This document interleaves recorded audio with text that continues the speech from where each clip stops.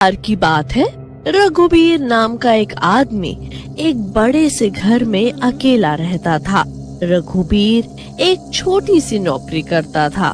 उसका इस दुनिया में कोई नहीं था। वो बस रोज सुबह नौकरी करने जाता और घर आकर खाना खाकर सो जाता। एक दिन रघुबीर जब घर वापस आ रहा होता है तो उसको आते आते काफी रात हो जाती है और रास्ते में उसे एक औरत खड़ी दिखती है। अरे इतनी रात में ये औरत यहाँ सड़क पर क्या कर रही है? चलो चलकर पूछता हूँ। रघुबीर थोड़ा और आगे जाता है पर फिर से वो औरत आगे पहुँच जाती है।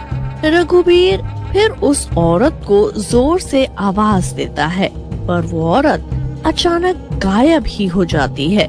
रघुबीर बड़ा हैरान हो जाता है। उसे कुछ ठीक नहीं लगता और वो जल्दी से घर आ जाता है। रघुबीर जैसे ही घर पहुंचता है तो उसकी आंखें फटी की फटी रह जाती हैं। वही औरत उसके घर के दरवाजे पर खड़ी होती है। रघुबीर थोड़ा आगे बढ़ता है। उस औरत के बड़े ही लंबे लंबे खुले बाल होते हैं, बड़ी बड़ी सुंदर आंखें और जब वो बोलती है तो एकदम मीठी आवाज। क्या ये घर आपका है? हाँ, मेरा घर। पर आपको मेरे रास्ते में देखा था, फिर आप अचानक ही गायब हो गई। जी नहीं, बस वो अचानक वहाँ से चली गई थी क्योंकि वो रात बहुत हो रही थी और आप मेरी तरफ आ रहे थे तो मैं डर गई और वहाँ से फटाफट भागी। अच्छा, तो ये बात थी। पर मैं ऐसा आदमी नहीं हूँ, तो मुझ पर पूरा भरोसा कर सकती हो। हाँ, मुझे भी ऐसा ही लगता है कि आप एक भले आदमी हैं और अच्छा हुआ कि मैं यहाँ आई। अरे आप यहाँ आए क्यों? मतलब मैं तो आपको जानता भी नहीं। जी वो मैं अपने गांव से आज ही आई हूँ। यहाँ मेरी मौसी रहती है तो बस उनके भरोसे यहाँ आ गई थी। यहाँ कोई नौकरी कर लूंगी और उनके पास रह लूंगी। अच्छा, तो फिर यहाँ कैसे? बस क्या बताऊं, उन्होंने तो मुझे साफ शब्दों में जाने के लिए बोल दिया कि यहाँ उनका ही गुजारा नहीं है तो वो मुझे कैसे रख सकेंगे और घर भी छोटा है। बस फिर मैं तुरंत वहाँ से निकल गई और उन्होंने मुझे रोका भी नहीं। तब से अपने रहने के लिए किराए पर घर ढूंढ रही हूँ। ये तो आपके साथ बहुत ही बुरा हुआ। तो फिर आप यहाँ कैसे आई? अरे बस जब आपसे डर कर भागी तो रास्ता ही भटक गई और अपने आप यहाँ पहुँच गई। फिर मैंने इस घर के बाहर एक बोर्ड देखा जिस पर लिखा था कि एक किराएदार की जरूरत है, तो मैं बड़ी खुश हो गई। फिर देखा दरवाजे पर ताला लगा है तो मैं बस यहीं खड़ी होकर इंतजार करने लगी। ओह अच्छा, अरे ये घर तो मेरा ही है। दरअसल इस घर में मेरे अलावा कोई नहीं रहता। अब मेरी नौकरी भी ऐसी नहीं कि मैं बहुत कमाता हूँ और ये खाली घर काटने को दौड़ता है। बस एक दिन सोचा क्यों ना मैं किराएदार रख लूं, तो दोनों समस्या ही दूर हो जाएंगी। तो बस समझ लीजिए आपकी ये समस्या दूर हो गई। आप मुझे अपना किराएदार रख लीजिए। रघुबीर ये सुनकर बड़ा ही खुश हो जाता है। मन ही मन वो सोच रहा होता है कि वाह, इतनी सुंदर लड़की अब मेरे साथ इस घर में रहेगी। वो इतने सालों से अकेला एकदम बोरिंग जिंदगी जी रहा था, पर अब सब बदल जाएगा। रघुबीर इतना खुश होता है कि उसकी खुशी उसके चेहरे से साफ झलक रही होती है।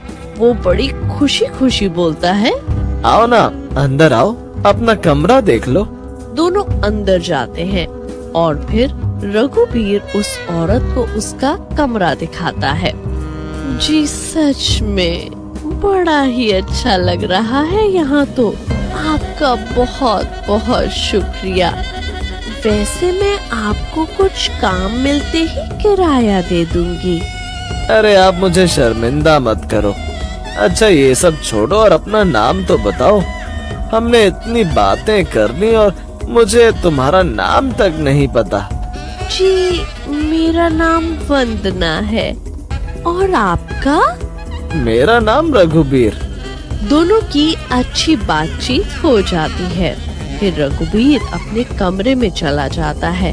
उस रात रघुबीर खुशी में बस उस औरत की खूबसूरती के बारे में ही सोचता रहता है। दूसरी तरफ वो औरत अपना कमरा बंद करके उसके बाद वो सारे पर्दे लगाकर कमरे में बिल्कुल अंधेरा कर देती है। अंधेरा करने के बाद वो बस कमरे में एक मोमबत्ती जलाती है और मोमबत्ती की रोशनी में वंदना का चेहरा इतना भयानक चुड़ैल जैसा दिख रहा होता है। वो जोर जोर से हंस रही होती है।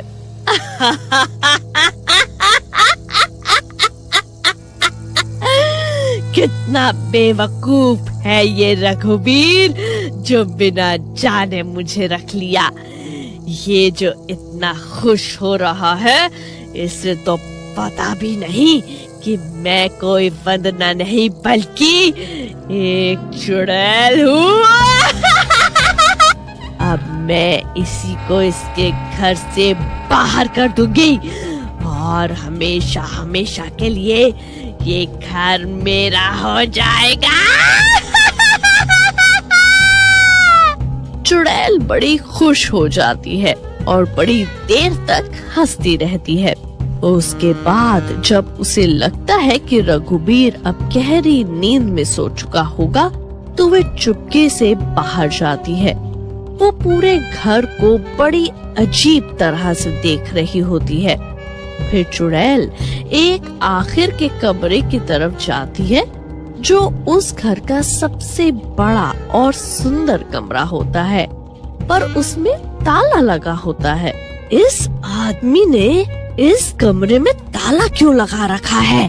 अब मैं इसकी चाबी कहाँ से लाऊं? मुझे कैसे भी इसकी चाबी लेनी होगी। मुझे तो यही कमरा चाहिए। चुड़ैल गुस्से में वहाँ से चली जाती है और अपने कमरे में जाकर दरवाजा बंद कर लेती है। पूरी रात के बाद अब एक नई सुबह होती है। रघुबीर हमेशा की तरह जल्दी उठ जाता है। वो रसोई में अपने लिए कुछ बनाने जाता है, पर वहाँ वो वंदना को पहले से खड़ा देखता है। अरे उठ गए तुम? चलो तुम बाहर बैठो, मैं तुम्हारे लिए नाश्ता लेकर आती हूँ। तुम और नाश्ता, और वो भी मेरे लिए? ये सब की क्या जरूरत है?